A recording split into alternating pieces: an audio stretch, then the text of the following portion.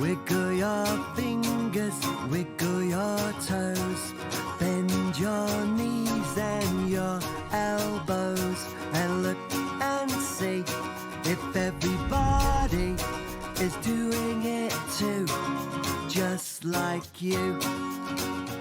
Stop bobbing up and down with your arms to the side, then flap them up and down like a butterfly, and look and see if everybody is doing it too, just like you.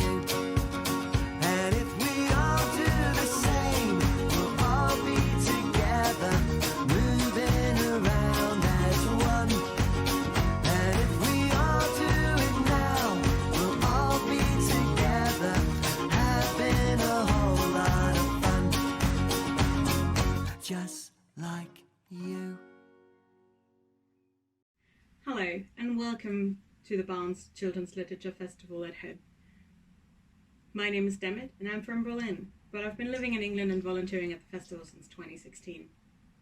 Growing up with a mixed race background, I know how important it is to see yourselves in the stories you read. That's why Ade Adepitan became an author, to tell stories for children like himself. We at Barnes love Ade. He trains just up the road at Roehampton, and he has been very kind to record this video for us. Hello, my name is Ade Adepitan and welcome to the Barnes Literature Festival. Now this year, unfortunately, because of coronavirus and the lockdown, we're going to do things a little bit differently. I can't be there to meet you guys all face to face and in person, but on the plus side, you get to hang out with me in my living room. Virtual high five to that, boom! I would show you guys around, but it's a bit of a mess. I blame it all on my wife, mainly because she's not here to defend herself. Shh, don't tell her I said that, don't tell her I said that. Now, for all of you guys who don't know that much about me, I am a Paralympic athlete. One of the cool things about being able to be in my house is I get to show you stuff that you normally wouldn't see. So, as I said, I'm a Paralympic athlete. I've competed at 2 Paralympic Games at wheelchair basketball. And here, yep, this is it.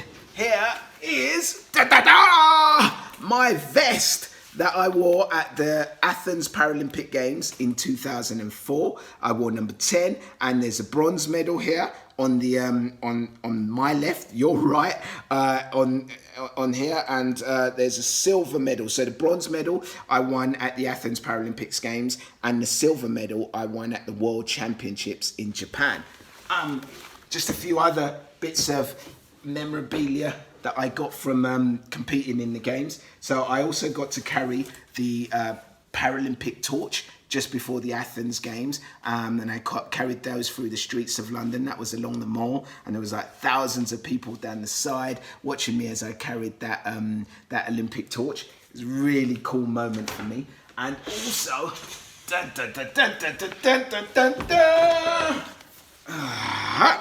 here is a moment where I carried the Paralympic torch across the Millennium Bridge, and with St Paul's Cathedral in front of me, and that was at London, well, just before London, the London 2012 Games. Is just such an amazing moment, and this has become an iconic picture which has been shown all over the world.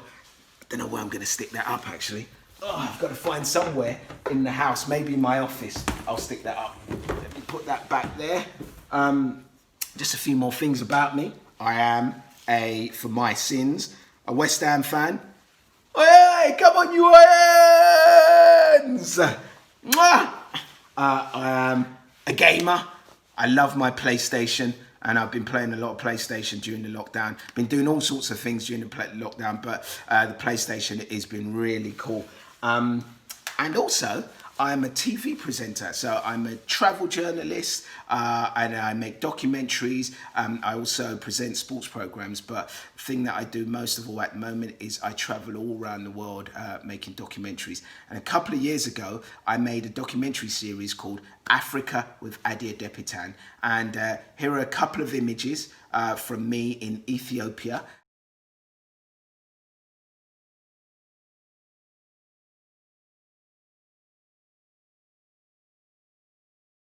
where I was, got to hang out in a place called the Danakil Depression, which is one of the hottest, if not the hottest place on Earth. It has average temperatures of 40 degrees. 40 degrees. Now, the hottest day we've had so far this year, I think has been about 25, 26 degrees. It's been near, imagine that being double that temperature. Imagine it. It's like being, I felt like I was in a tumble dryer. It was just so hot. At night, it went up to 45 degrees. At 3 o'clock in the morning, it was 45 degrees. And on one day, it was over 50 degrees. You could basically, you could fry an egg on the floor, if that's what you like to do. I mean, you could scramble it as well, if that's what you're into as well. But that was one of the images. Also, I've got a clip from me with a tribe called the Afar tribe, who are based in Ethiopia. They're also based in Somalia and Eritrea, in that region of the world in East Africa.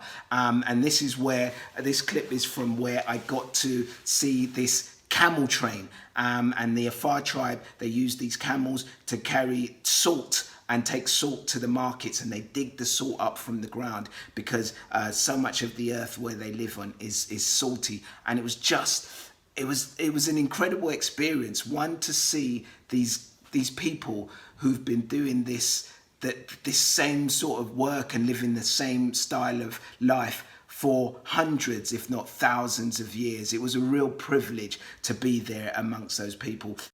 I feel like I've travelled back in time. Here I am in Ethiopia, in the Afar region, and I'm surrounded by camels. Camels everywhere. These camels have been brought here on a camel train to pick up salt that the local Afar tribesmen have been digging up from the ground. And the salt is going to be loaded onto the back of these camels, and they're going to travel back into town to sell the salt again. It's just so old school. Hey, look at it, the place is beautiful. The only thing that isn't old school about this is I've got signal. I think that one's got the ump. I had to say it, come on. And then the final clip is from me in the Democratic Republic of Congo, which is Central Africa, and I was in a place called Goma, really close to a huge volcano, and I'm surrounded by loads of kids who are just super cute, super cool, really inquisitive, and it was just a fun time. Say hello! Hey!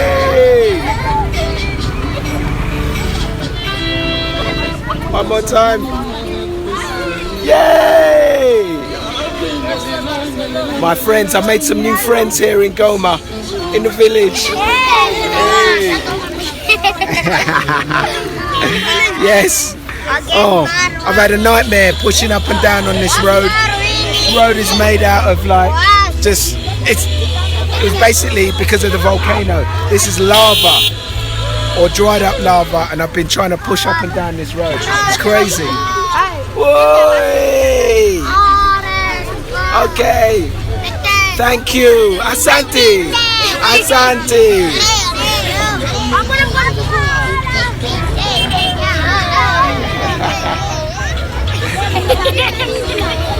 I must admit, I've got the best job in the world. You know, I get to travel around the world and meet loads and loads of people. It's just incredible, and it's something that I hope you guys will at some point in your life get to experience. You know, that's what this world is about. Don't hold yourself back. You know, don't go for your passion. If there's something that you really want to do, go out there and aim to do it. You know, whether it's to be a musician, a pilot, or if you want to be the next Prime Minister, go for it. So that moves me swiftly on to my books. As well as being a Paralympic athlete, as well as being a TV presenter, I am also a children's book author, and I am the author of the Cyborg Cat series of books. Here they are. Let me see if I can put them in order. I think they look really cool together. Look at that. All three books. Cyborg Cat. So book 1 is Cyborg Cat and the Rise of the Parsons Road Gang. Love that. This is the origin story. So this book really tells you about the characters, how they got to know each other. The stories are loosely based on my childhood, and it's all about the adventures of the Parsons Road Gang, you know, all the things that they get up to. This is a group of kids who are not the coolest kids in school. They're completely different from everyone else, but what they find is that when they're together, their friendship, helps them to do absolutely anything. And during the course of these books, they take on the school bully, Spencer Frogley. They take on loads of supervillains. In book 2, they take on the Night Spider, who's an incredible supervillain that has amazing powers, and the gang have to take on the Night Spider. And in book 3, which I'm going to talk about, which is the latest book, they take on the Masked Marauder. Let me show you some of the characters, actually. So we've got Brian. He is the brains of the gang, and he's pretty cool, but he's so intellectual. He breaks down everything with his mind. He's the one who tries to solve all the problems. Then you've got Shed. Shed is the gentle giant. He's big, he's strong, but he's really gentle, and he's just like one of the friendliest characters that you'll ever meet. There's also the Joker of the pack, Dexter, always putting his foot in it, always farting or making a fart joke at the wrong time, if there's ever a right time to make a fart joke. But Dexter's a great character. And here is the Cyborg Cat himself. Look at that, the Cyborg Cat. Cool dude there, love that image there. Also one of the other really cool characters is Melody, because here's Melody, and she is she's a really important member of the Parsons Road Gang. She's one of the best footballers in the team, and one of the best footballers in the school, one of the best sports people in the whole area. And she's also the common sense of the gang. She's the one who makes sure that they just use their brains and they don't do silly things and go off on tangents and all sorts of places. So, would you guys like to hear me read from the book? I hope you're saying yes. I can't hear you, but I think you are. I'm going to read from chapter 11, which is called The Silent Treatment. So, in book 3, Ade, or the Cyborg Cat, is given the opportunity to play for the Newham Rollers wheelchair basketball team.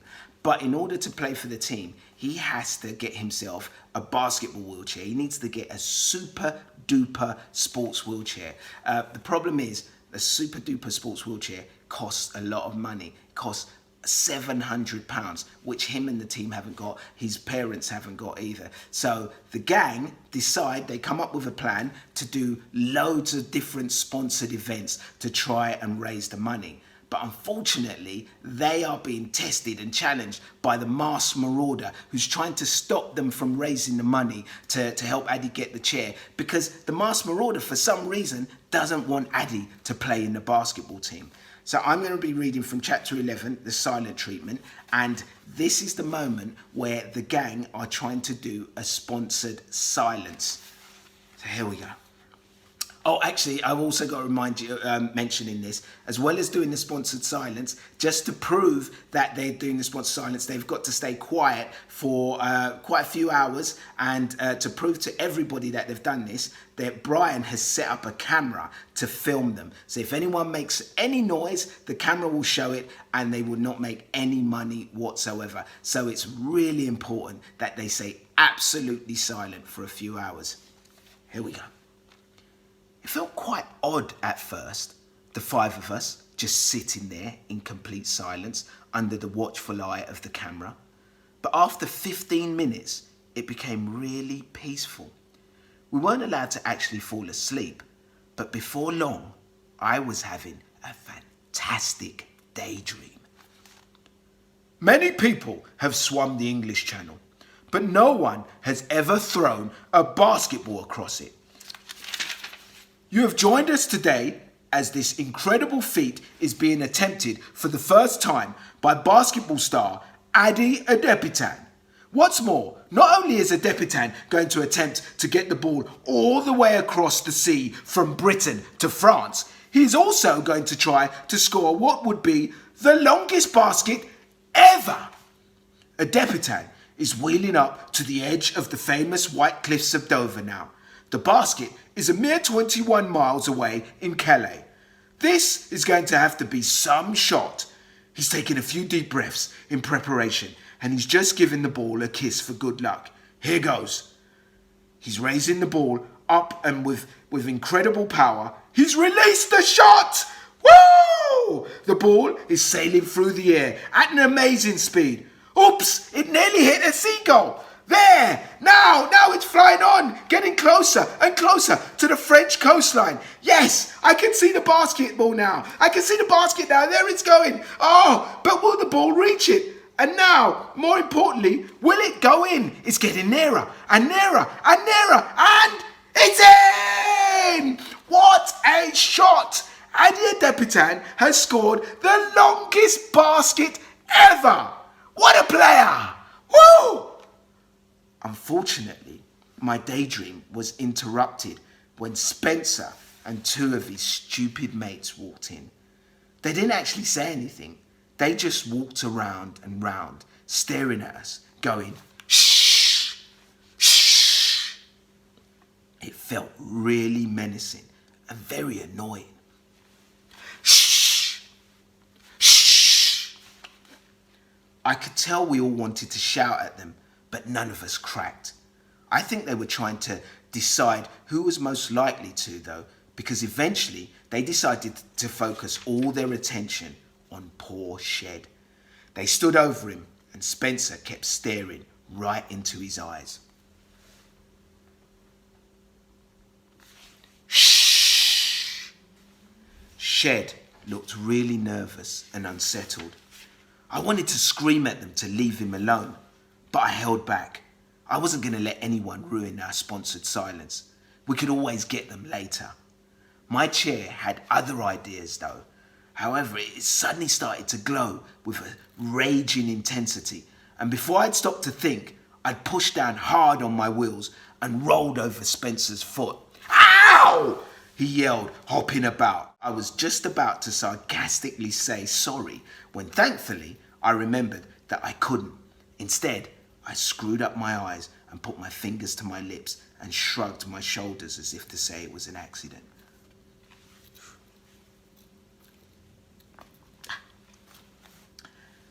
I hope you lot stay silent forever, he spat at me.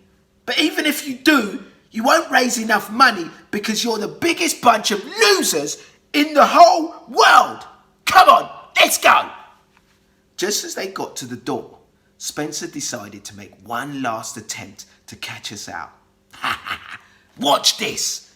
He shouted to his friends, pointing at his backside. He pointed his backside in my direction and let rip with probably the loudest fart I'd ever heard in my life.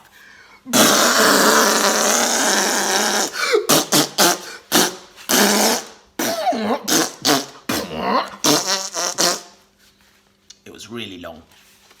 Spencer's friends collapsed with laughter. The rest of us had to cover our noses and mouths to stop ourselves from gagging on the rancid smell from Spencer's bottom.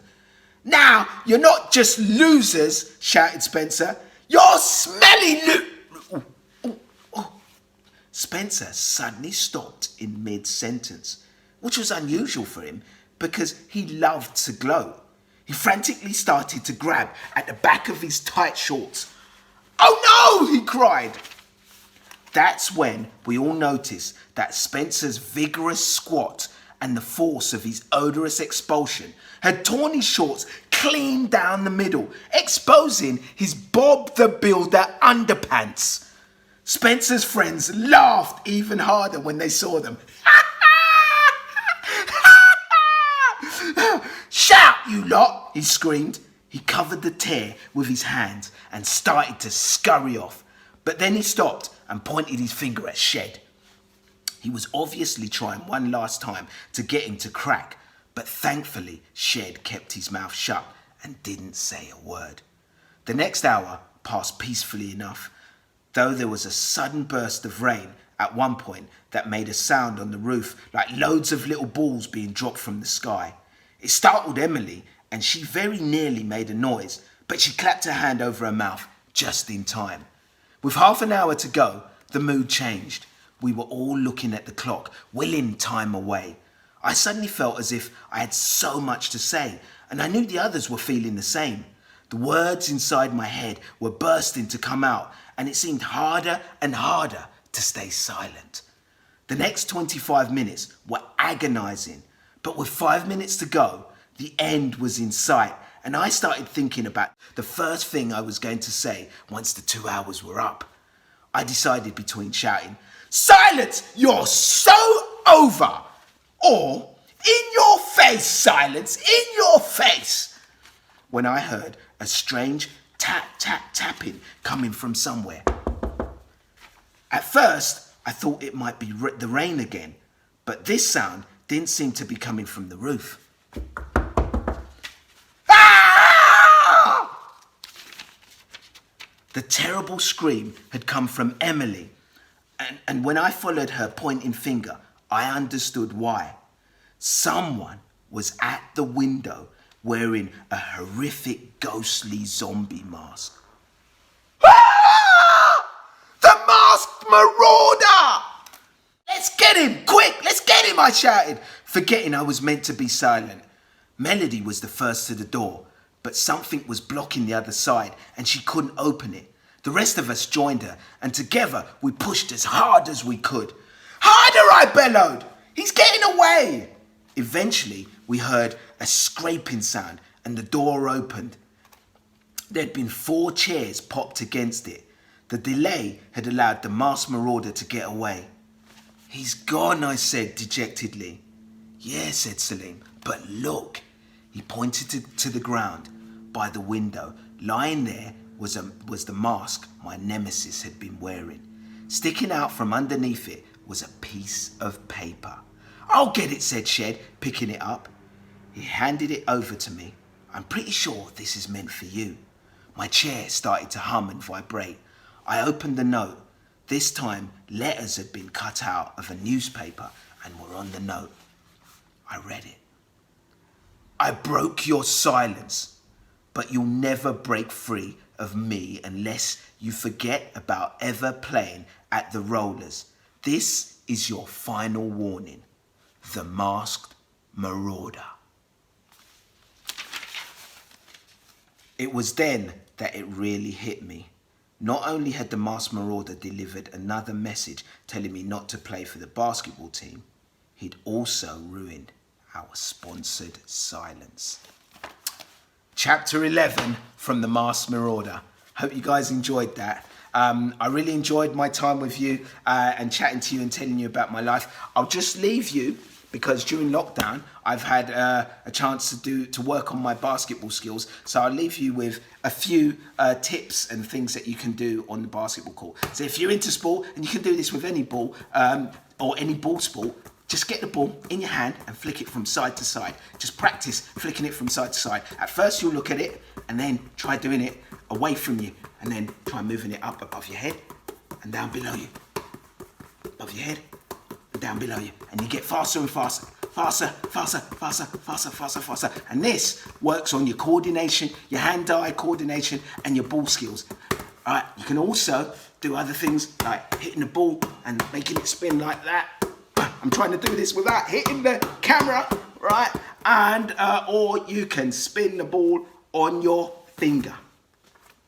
Aye! There you go. Practice your skills. Thank you very much for listening to me. My name is Ade Adepitan. Enjoy the rest of the Barnes Literature Festival. Take care.